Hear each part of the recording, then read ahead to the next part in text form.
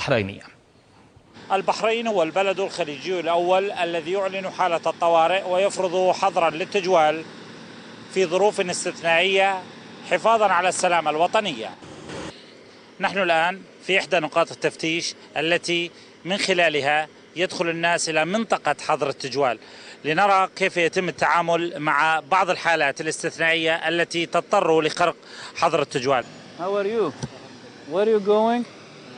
Manama? It's closed from 8 o'clock every day, 8 o'clock till 4 morning.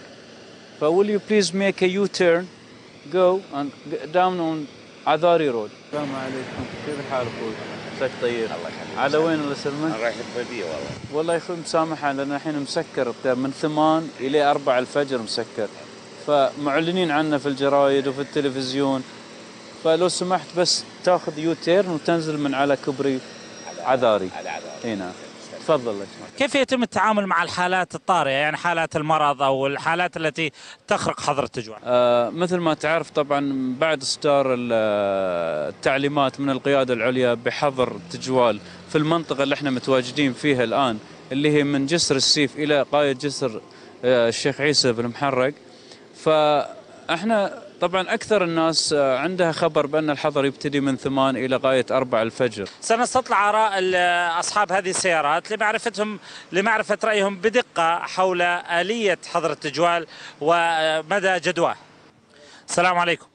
شلون شفت هاي الخطوة، يعني خطوة فرض حظر التجوال وإقامة نقاط تفتيش على بعض المناطق؟ والله الخطوة الحمد لله جيدة، حسينا بالأمان من عقب ما طبقوا هالخطوة، والجماعة هني متعاونين. أول مرة نمر على نقطة كذي، لكن مثل ما طبقنا اللي سمعنا من الناس إنه تبطل الليت مال السيارة، تبرز بطاقتك، تكون يعني واضح، ما تسكر الجامع، ويعني تعرف هالأمور اللي ما تسبب لك مشاكل. Excellent, very good.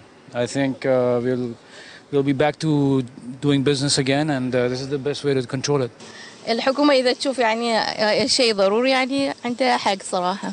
نحن الآن يعني في أي منطقة؟ طبعا مثل ما تشوف احنا الآن قريب من منطقة المرفأ المالي، وهذه طبعا المنطقة منطقة حساسة لوجود المصارف البنكية فيها.